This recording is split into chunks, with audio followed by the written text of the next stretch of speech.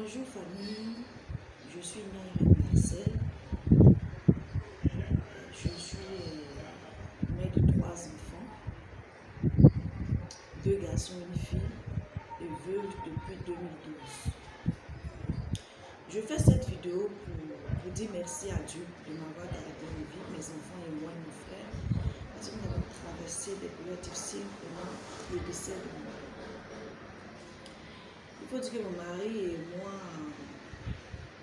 lorsque mon mari n'était plus, je n'étais pas à ses côtés. Il faudrait que ce témoignage, ma belle famille écoute très bien, parce que lorsque j'ai appris le décès, ils ont appris le décès de leur frère, leur oncle, j'ai été tiraillée de partout, des accusations de part et d'autre. Je vous explique long et large ce qui s'est passé. Mon mari et moi, nous vivons à Dabou, et moi venant à Abidjan pour des courses, où le lendemain très tôt, le 12 janvier 2012, je viens sur Abidjan pour des courses. Et je pense le lendemain encore, j'avais un rendez-vous dans une ambassade de la place au plateau. Donc comme tout couple, mon mari me dit, comme tu as un rendez-vous encore le lendemain, très tôt à 7 h, il vaut mieux rester chez la vieille. Et après ton rendez-vous, tu rentres sur Dabou.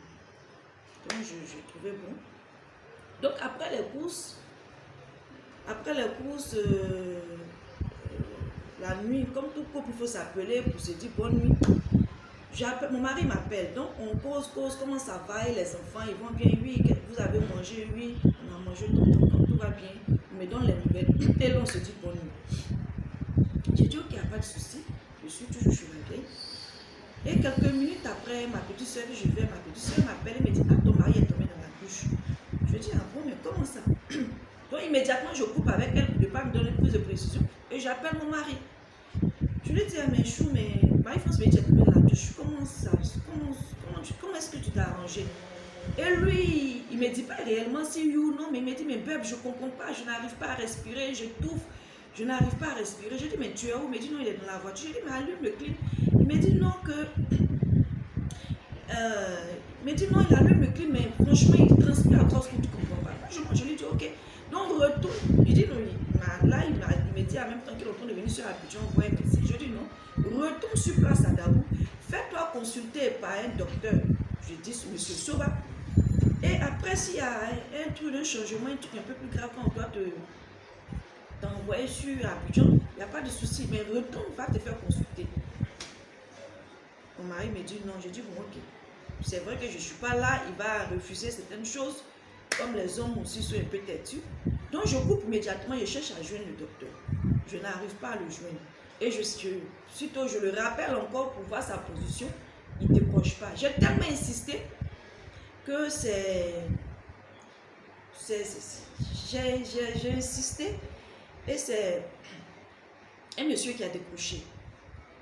Et bon, je lui demande de me passer mon mari, il me dit non, et c'est là qu'il me dit non, que moment c'est... À l'époque, en 2012, il y avait la crise. Donc, on avait 2 FSI, on avait 2 militaires à la maison pour nous surveiller, puisqu'on avait été braqués tout. Où il y a eu même des biens financiers qui sont partis. Beaucoup de biens. Et il me dit non, maman, c'est moi, mais si tu veux avoir plus de renseignements, appelle un monsieur du nom de Gassam. Je dis bon, d'accord, j'ai compris. Donc j'appelle Gassam. Je lui dis un mot, je le salue. Je dis mais un mot. On m'a dit que mon mari, j'ai appelé mon mari, il ne se sent pas bien. Donc je rappelle, c'est le policier qui me dit non de t'appeler. Vous êtes à quel niveau? Il me dit ils sont vers Jacquesville. Je dis bon, moi comme je suis chez mes parents, lorsque vous allez arriver vers kilomètre 17, fais-moi signe, moi je vais me rapprocher du CHU de Bougon et on va continuer à l'hôpital. Puisque je lui ai dit de retourner à Dabou se faire soigner. Si ça n'allait pas, peut-être l'ambulance allait le conduire sur Abidjan, mais il a refusé. Donc moi je suis à Abidjan actuellement. On se trouve vers le CHU et on va continuer. Famille, écoutez bien. Et je suis là, je vois un peu la distance. À l'époque, il n'y avait pas trop de circulation. Il n'y a pas, à une certaine heure, vers 22 h, qu'ils étaient en train de venir sur Abidjan. Donc, je calcule un peu, je vois le monsieur ne me rappelle pas. Et après, moi, je rappelle, j'insiste, si le monsieur ne décroche pas. Je dis, ah. Je t'ai insisté qu'il ne décrochait pas. Pour finir, je me sentais faible. J'étais un peu affaiblie. Et je suis rentrée, je suis retournée à la maison. Quand je suis retournée à la maison, la vieille, bon, je n'ai pas expliqué cela à mes parents pour ne pas avoir trop de tout. J'ai voulu faire ça. Et lorsque tout. Donc, arrivé là, la vieille me dit, ah, ma fille, il faut manger. Je fais à manger. C'est tel plat qu'il faut manger. Je suis devant le plat, je commence moi-même à être faible, je commence à étouffer. Donc elle voit ma réaction, elle me dit, mais qu'est-ce que tu as? Je dis, ah, je sais pas. Et je commence à trembler, je suis bizarre. Elle voit, elle me dit, mais tu as quoi? Là, je explique, je dis, ah, mon mari est malade, ils sont tous de l'évacuer sur Abidjan. Que voilà, je dis à M. Gassan de venir me chercher au CHU de Yopougon, mais depuis là, il ne vient pas, c'est quoi je suis rentrée? Elle dit, ah, donc dans ce cas, prions, je vous assure, famille, prions que la vieille a dit là. Je n'arrive pas à prier, j'ai fléchi genoux là. Le fait de m'abaisser et puis prier, c'est comme si on serrait mon cou, j'ai tout fait. Je ne supportais pas. Et je me suis levée, je suis assise, je rappelle encore Gassan ne décroche pas. Et tout d'un coup, je me suis sentie tellement bizarre. Étant assise, mais dans le fauteuil, je me suis écoulée, j'étais par terre. J'ai senti quelque chose de moi sortir de mon côté.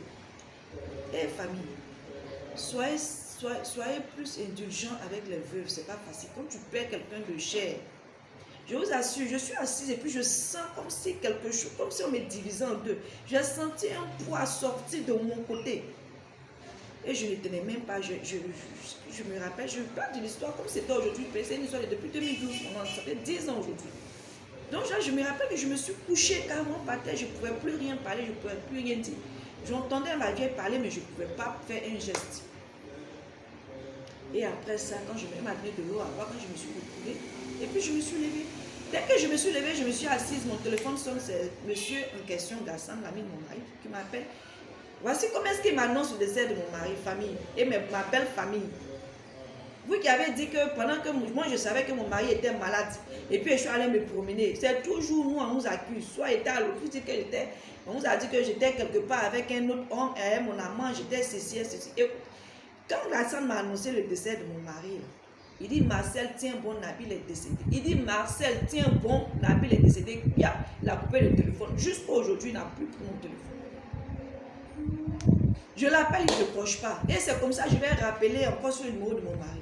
Je rappelle avec insistance. Dieu merci, c'est quelqu'un qui. Mon chauffeur même qui décroche. Mon chauffeur personnel même qui décroche. Il me dit, ah, ma fille, c'est un homme âgé. Il a dit, ah, ma fille, il dit, ah, le vieux. Mais toi, tu es où? Et puis, c'est.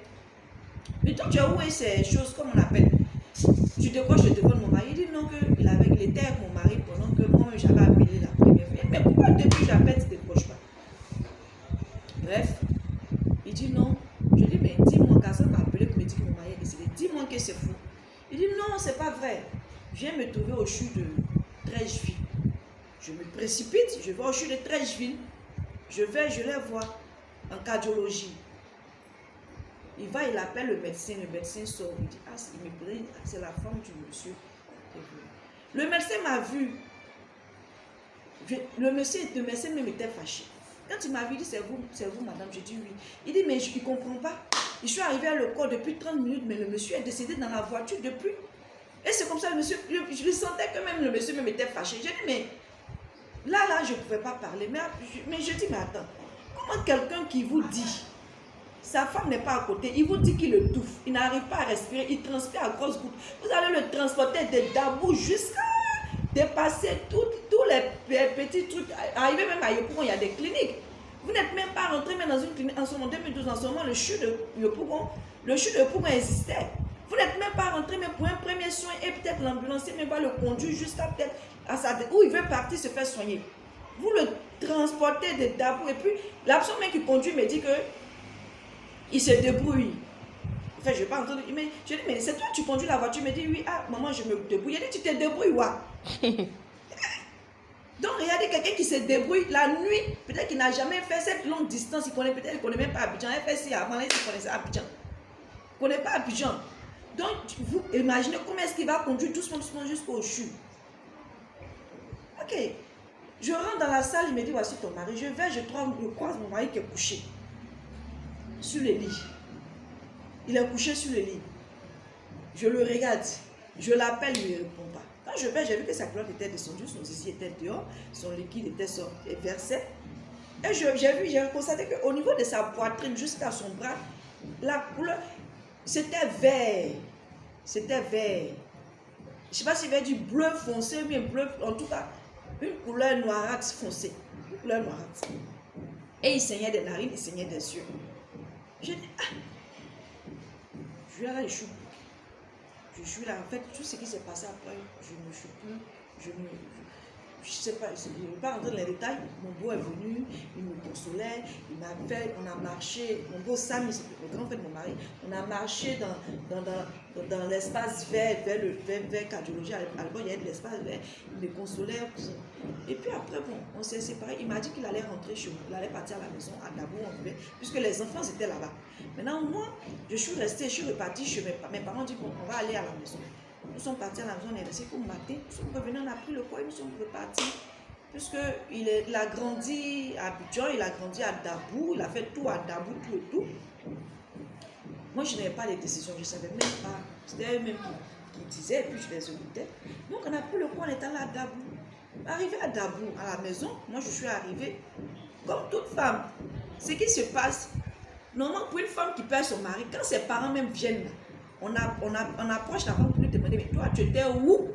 Et puis notre frère est décédé. Même si on devait même m'insulter pour ça, là, j'aurais mieux préféré même qu'on m'insulte pour ça.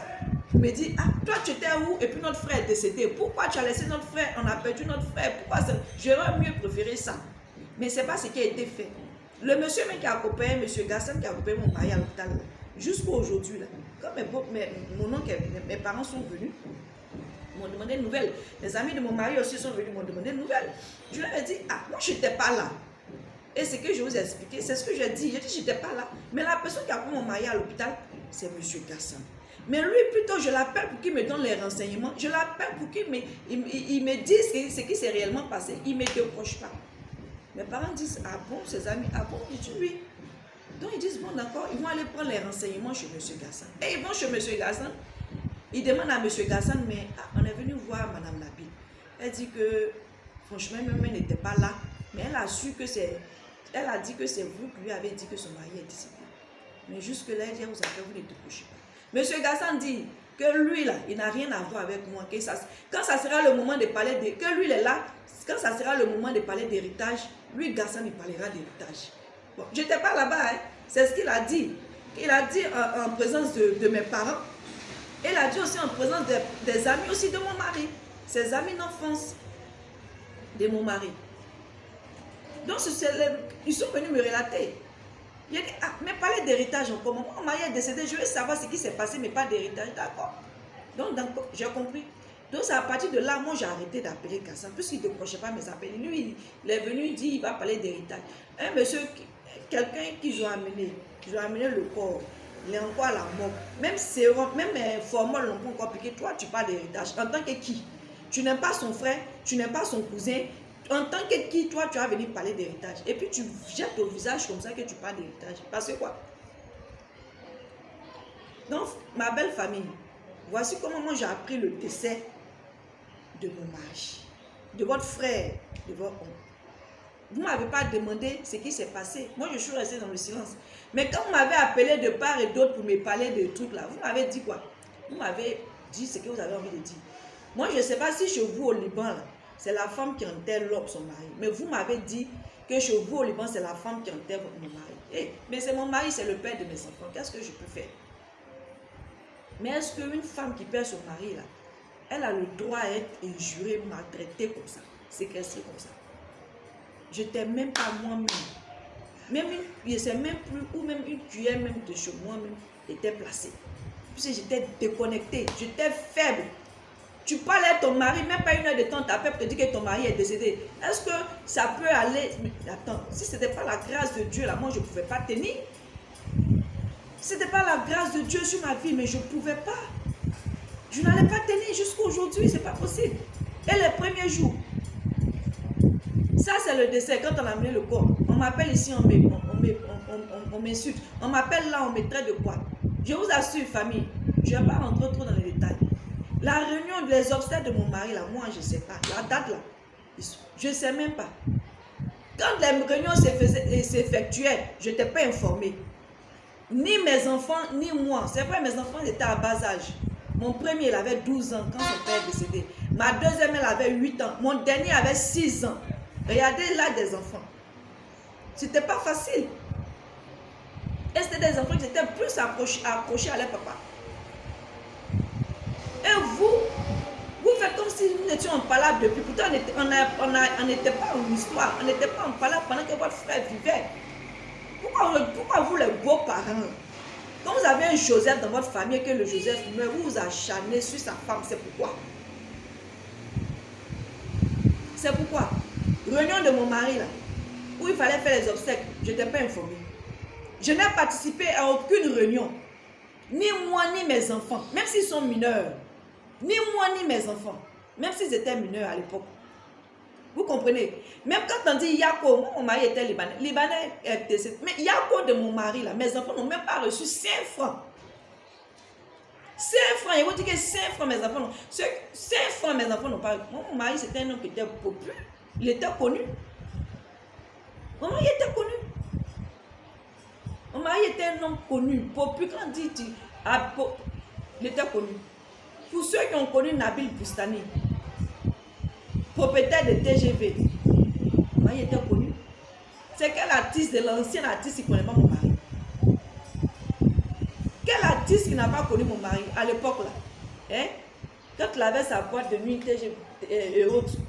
Il y a des autorités aujourd'hui là. Des autorités depuis combien de temps? Je ne vais pas citer les noms ici. C'était des amis de mon mari. C'était des amis de mon mari. Je ne dirai pas les noms. Il y a des artistes aujourd'hui, même parfois, même je dis à mes enfants quand on regarde la télévision.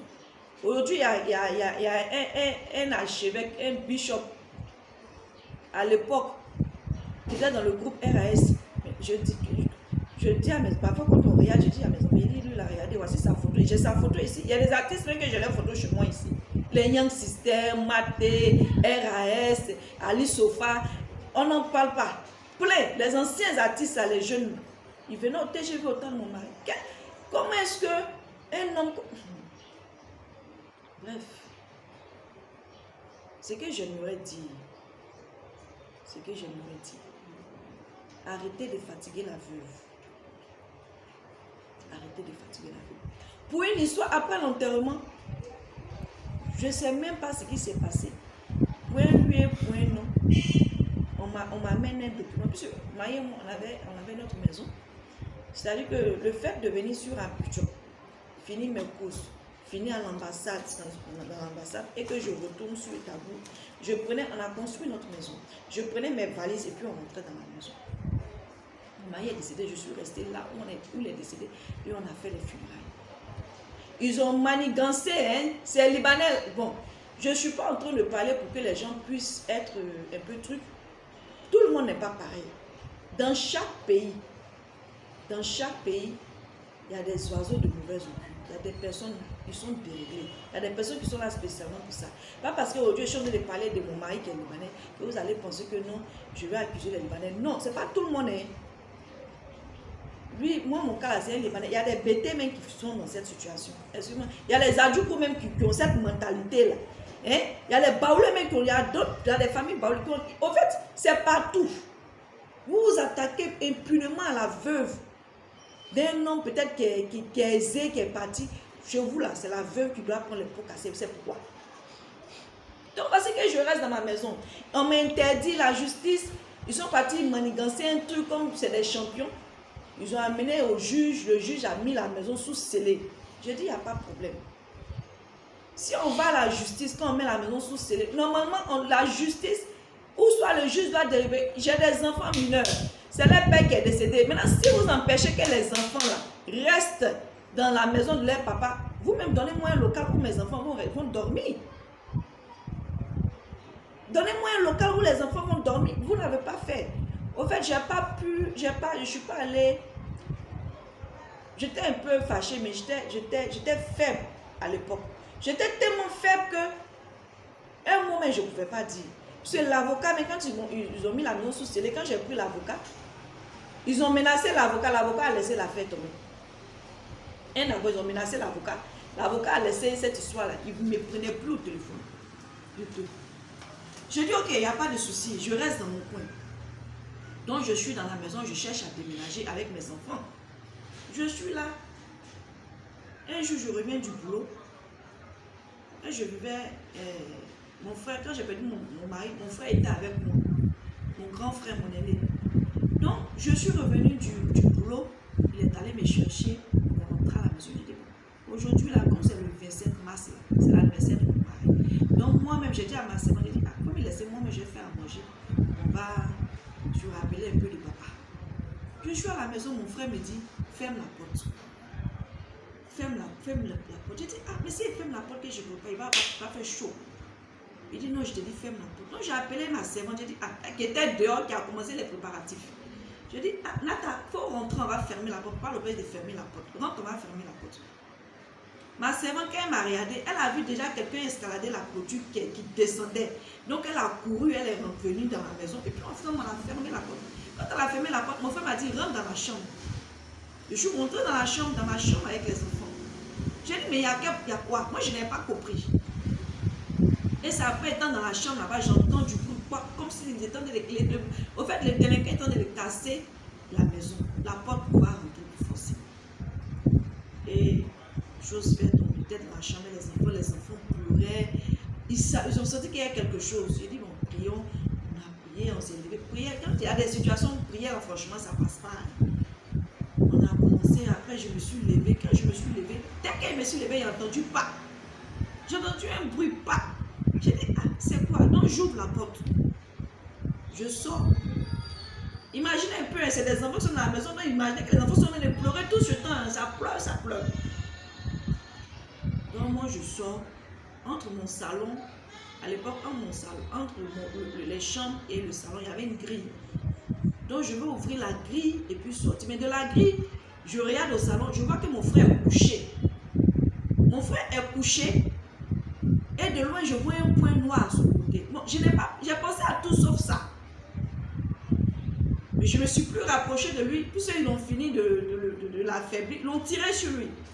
Regardez là à l'époque, ils ont tiré sur lui. Il est couché, il est en train de faire une hémorragie interne. Ces deux personnes-là rentrent sur moi, me poussent jusqu'à dans ma chambre. Et il me met devant mes enfants et il tient l'arme sur ma tête.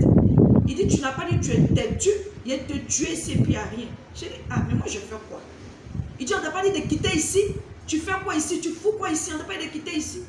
Mes enfants qui sont en face, en pleurant, disent, tonton, pardon, on a perdu notre papa. Il faut laisser notre maman, il ne faut pas tuer notre maman.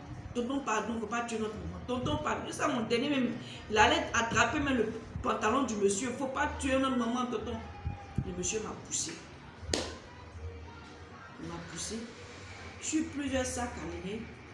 Il me dit, donne-moi ton sac. Je prends le sac, je lui donne. En temps, ils étaient deux dans la chambre. L'autre était en train de fouiller dans mes affaires. Je prends le sac, je lui donne. Les deux sortent. Donc, pendant que les deux sortent là, il faut dire que quand tu es dans une situation, tu ne sais pas. Quand tu es dans une situation comme ça, tu ne sais pas ce que tu fais. Je partais dans tous les sens. Donc, dès qu'ils sont sortis, maintenant, je les ai suivis. Quand je les ai suivis, je suis partie vers mon frère. Je vois qu'il est couché. Et je vois que son ventre même a peu du volume. Je regarde, je vois le sang qui est en train de couler. Et je vois sur son côté la chair. Et la chair est sortie comme ça. Donc, je finis derrière mon frère. Dès que je retourne, je vois entre le... Il y a un couloir là. Il y a un élément encore. Tu vas voir que ça, c'est le capitaine même. C'est le capitaine même qui était là. Il est en communication et il tire son bout, il regarde et il dit à la personne avec qui il est en communication, non, il n'est pas moi, il bouge. Il n'est pas moi, il bouge. Donc moi, je le fais face, je le regarde. Il est gaillard comme ça. Je tourne encore en rond. Tellement les enfants pleuraient. Je suis retournée encore près des enfants. J'étais assise. Et puis je calmais les enfants. On pleurait tous. On pleurait tous. Je vous assure, c'est une histoire de 10 ans. Donc je prends les enfants, je les calme. Je suis assise. Les mêmes gars viennent encore dans la chambre. Il dit, donne l'argent. Je dis, hé, je n'ai pas d'argent, c'est votre sac là. C'est le sac que je vous ai donné. Que je n'ai pas. Si vous prêtez, je leur ai demandé, je les ai supplié, j'ai dit, allez-y, parce que les enfants sont en train de pleurer. Je viens à peine de perdre mon mari, même pas un mot. Les enfants sont traumatisés. Je les ai suppliés de partir. J'étais arrêtée. Et après, je me suis rappelée, je suis allée dans la chambre, vers ma coiffeuse. J'ai pris, j'avais un agenda où j'avais laissé de l'argent. Donc j'ai pris l'agenda et je suis venue devant lui. Je lui ai dit, c'est ce que j'ai. Vous avez déjà pris le sac, moi je viens à peine arriver. Donc c'est pas dit que toute la journée que j'étais au service, ils surveillaient mes pas. Ils surveillaient mes pas, ils étaient là. Ils étaient là pour leur mission. C'est qu'on les envoie, ils étaient là pour leur mission. Donc ils regardaient famille, ma belle famille, les amis, des humains. Regardez tout ce temps où mon frère était tiré dessus, couché là, agonisant. Tout ce temps, ils sont en train de m'agresser. Ils sont en train de m'agresser. À quel point le matériel là, si c'était important, on allait mourir avec. Mon mari allait partir ça. Ce que vous recherchez quand votre Joseph de la famille décède là, on ne va pas faire quelque chose. Pourquoi c'est toujours vous les beaux-parents, quand la veuve, quand votre fils ou votre frère décède, vous vous attaquez à la veuve, c'est pourquoi? Au point même de finir avec sa vie, mais vous allez finir sa vie là, et ces enfants-là, qui va les gérer? Vous ne m'aimez pas, cette. Mais pensez un peu aux enfants que votre frère a laissés avec sa femme. Si vous pensez faire du mal à la femme, non, c'est aux enfants que vous faites du mal. Et moi, lorsque j'ai été agressée comme ça, hein, c'est mon beau qui a envoyé des gens pour m'agresser de cette manière. Au point où mon frère a reçu la balle. Je n'ai même pas eu un appel, un coup de fil de ma belle famille. C'est-à-dire qu'ils étaient d'accord pour que moi, on m'élimine. À cause de quoi? C'est qu'elle vient même. Vous parlez des biens là, c'est qu'elle vient.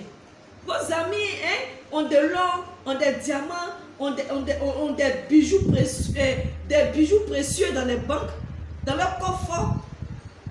Vous, ces maisons, ça là. Vous voulez que moi, je rentre dans le détail de votre frère?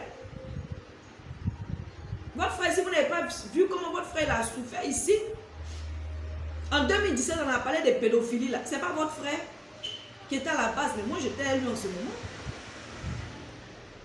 J'étais avec lui en ce moment, avec votre frère dont vous parlez là. Moi j'étais avec lui. Vous avez oublié tous ces temps que nous avons traversés là, vous avez oublié. Mais c'est quoi? Quelle est cette manière? Quelle est cette manière? Hein? Je parle là de tout le monde. Hein? Des beaux-parents, la maman du défunt, la soeur du défunt ou le frère du défunt. Quand vous perdez quelqu'un, c'est pas, même si, j'ai dit, si vous dites que c'est la femme là, c'est elle est l'oiseau de malheur. C'est elle qui a fait, plus votre fils est décédé. Le karma l'a laissé, elle-même elle va porter son fardeau. Je vous dis, hein, Dieu dit, quand vous prenez Jacques 1, verset 17 là, Dieu même là, il s'est levé de son trône de gloire. Et lui, le Seigneur, il a dit, la veuve là, il est le pou de la veuve. Et il est le pou de la veuve, il est le père des orphelins. Dieu même quand nous partons dans les églises, dans les mosquées pour prier Dieu, lui-même il s'est levé de son trône de gloire pour dire qu'il est le pou de la veuve. Et puis il est le père des orphelins. Vous n'avez pas peur de la parole là, mais vous ne connaissez pas. Le Seigneur même s'est levé de son trône de gloire. Il s'est levé de son trône de gloire. Il dit, lui le Seigneur là, il est le mari de la veuve. Et puis il est le père des orphelins. Vous n'avez pas peur de ça. Vous partez à l'église, quand on dit faites de moisson, vous partez payer Bible 1 million, 1,5 million, les trucs comme ça, des matures. J'ai de matures vu que vous faites là-bas. Mais vous n'êtes même pas sincère. Moi dans mon histoire là, il y a des personnes même, ils portent chaîne comme ça. Moi mon beau la chaîne là même, il porte ça comme ça arrive sur son ventre. Et elle croit de Jésus là-dessus. Mais c'est lui qui a envoyé, c'est son groupe là. Il a envoyé des gens venir m'agresser, pour m'éliminer. Juste à, je vous dis, mon frère, il vit. Mon frère là, mon grand frère là, il vit. Pendant combien de temps il est resté courbé par en train de faire une hémorragie interne? Il vit. Il a été déchiré comme ça. Il a eu au moins 7 poches de sang. C'était pas facile. Même si les sorciers même aussi se sont mis dedans, Dieu a eu la vie. On a eu la victoire au nom de Jésus. Eh oui. Vous êtes là, vous portez de ces croix. Jésus n'est même plus à la croix. Votre croix là, c'est votre fardeau que vous-même vous portez pour vous promener, pour faire du mal aux gens. Quand on dit faire des moissons, c'est des choses pâtées. Quand on dit vous payez des choses à des prix exorbitants. Mais pourtant, quand Nabi c'est mon frère, Nabi c'est mon ami, grâce à Nabi c'est rentré, il a connu telle personne. Mais quand Nabi est décédé là, vous m'avez insulté, vous m'avez traité de tous les noms. Mais vous avez oublié que ces enfants de 6 ans, de 8 ans et de 12 ans sont là. Nabi vous a laissé ces enfants, vous avez fait quoi d'eux? Je parle aussi des autres. Pour des femmes, pour celles qui vivent aussi, qui vivent aussi cette situation, qui ont vécu cette situation contre moi. Vous les parents de ces personnes, les grandes-mères de ces personnes, quand vous avez perdu votre fils ou bien votre frère, là, vos enfants, là, qu'est-ce que vous faites d'eux? Vous luttez le bien là, de votre frère. Là. Est-ce que cet argent, mieux quoi, les biens que votre frère a laissé, vous prenez pour vous occuper de ses enfants? Non. Vous allez venir parler de quoi il n'a pas marié légalement. On ne fait rien, mariage légalement, on ne fait rien ça. Moi, cette histoire, je suis partie à la justice, j'ai appris des histoires. Des femmes même qui sont mariées légalement, même on vient, on les chasse de la maison. Avec cette histoire, j'ai appris beaucoup de choses. C'est un témoignage. Celles même qui n'ont pas eu cette chance, même la décèdent, même étant mariées légalement, la décèdent. Parce qu'elles ne peuvent pas supporter. Moi, cette histoire, moi, je suis rentrée dans la justice, j'ai eu des témoignages. Des femmes qui sont mariées légalement, elles sont dans la maison de leur mari. On vient, on les met dehors. On les chasse. On les prive de tout. Les beaux-parents viennent demander les biens. Oh, mais vous voulez soulever vos fauteuils. Vous pensez que quand votre frère là, il paye télévision, vous avez vu 2 personnes qui vivent. Dieu dit, c'est les 2 mains qui se lavent ensemble. Monsieur et madame, là, ils forment un seul couple. Donc dégagez. Monsieur et madame forment un seul couple. Vous pensez que c'est votre frère seul là, qui paye les choses pour mettre dans la maison?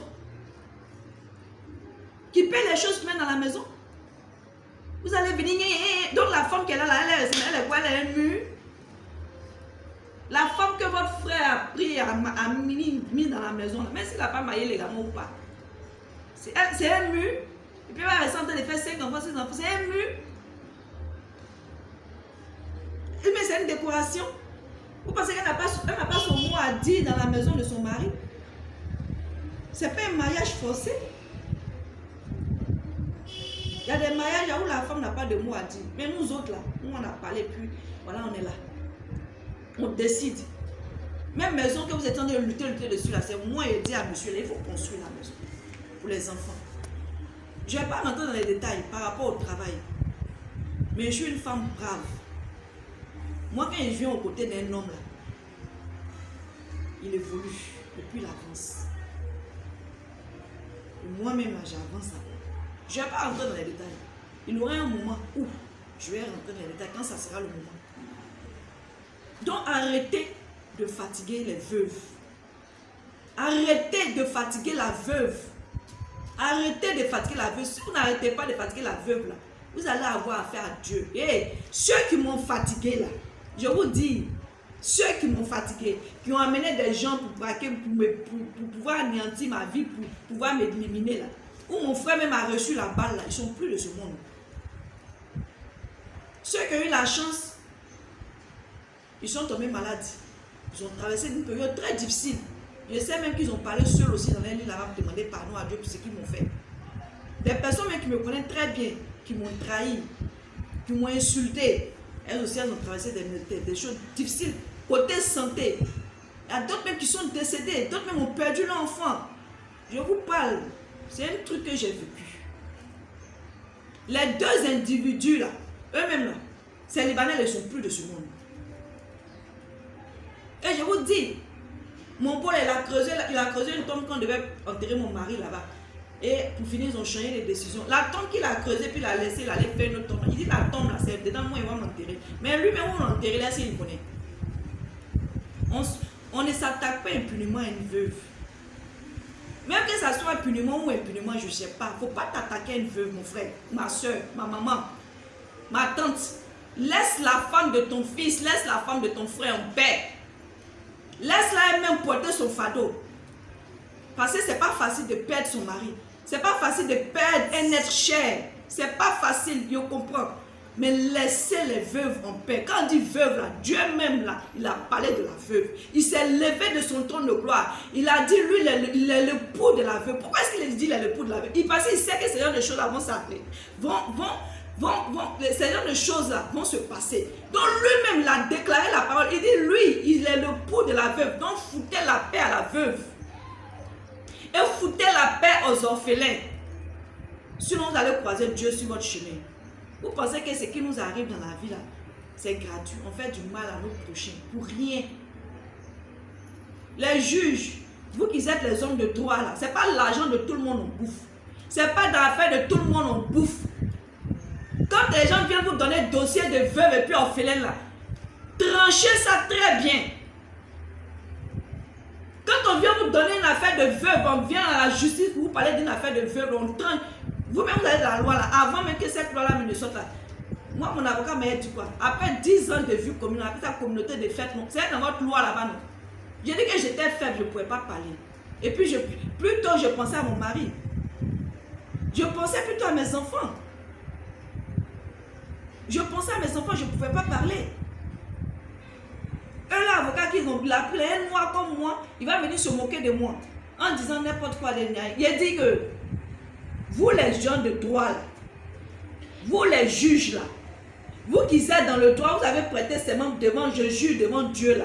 C'est pas l'argent de tout le monde en bouffe.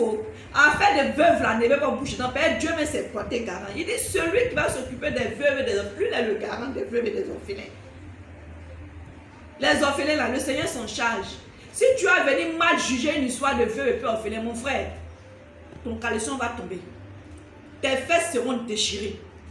Ton pantalon que tu as porté là, toi tu vois que tu as porté pantalon, mais spirituellement on voit que tout est nu. Tu es nu. Donc il faut bien juger une affaire de veuve et puis orphelin. Et donc peut-être le conseil aux veuves. Ce dossier là, prenez ça en compte. Dossier des veuves et des orphelins, parce que c'est d'abord spirituel. Le dossier de veuve et des orphelins, c'est d'abord spirituel. Le Seigneur même s'est déjà déclaré garant de l'époux de la veuve et garant du père des orphelins. C'est le dossier que le Seigneur, il dit la meilleure religion, c'est ça, c'est de s'occuper des veuves et des orphelins qui sont en Afrique. Je ne sais pas. Quand vous prenez Jacques 1, verset 17, c'est dessus. Donc, sur ce, je vais vous donner les conseils. Sur ce, voici ce que je peux dire. Les veuves, soyez fortifiés. Le Seigneur vous dit.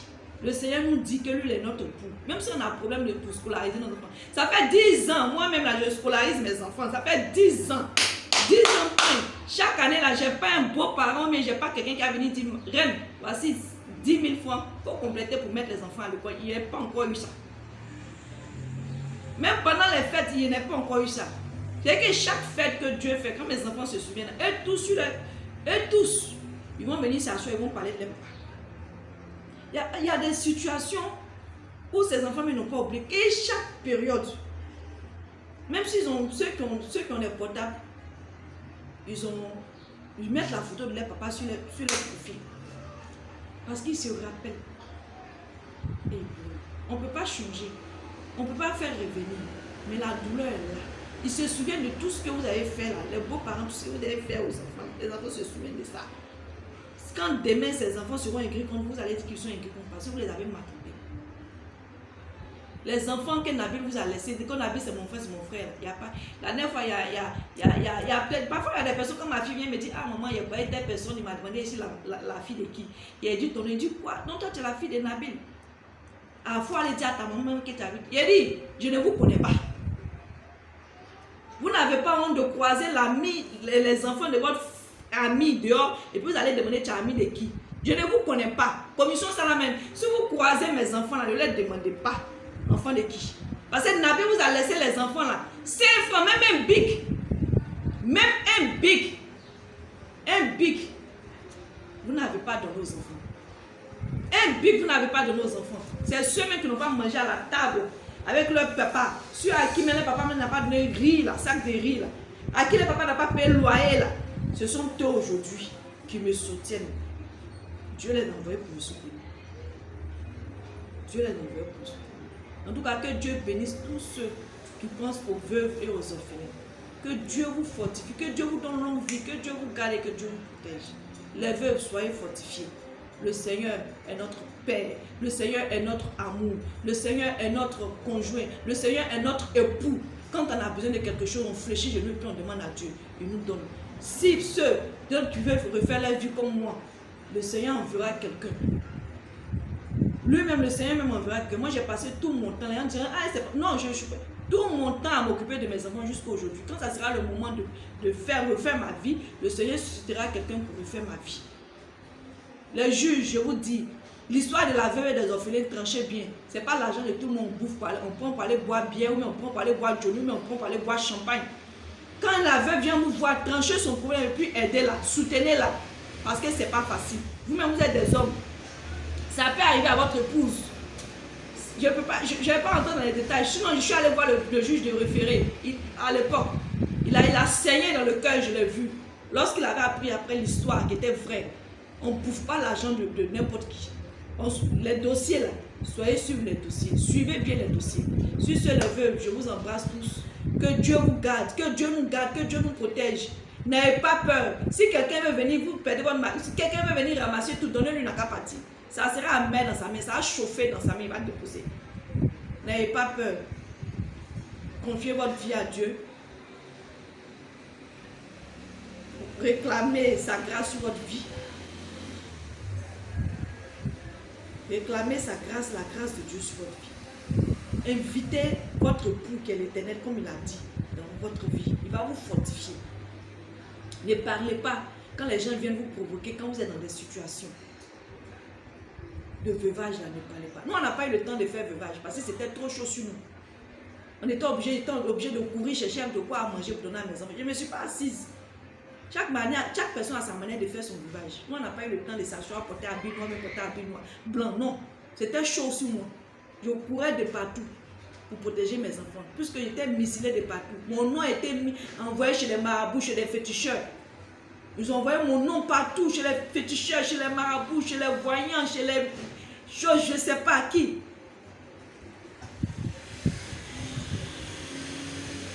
Que Dieu nous fortifie et que Dieu nous garde.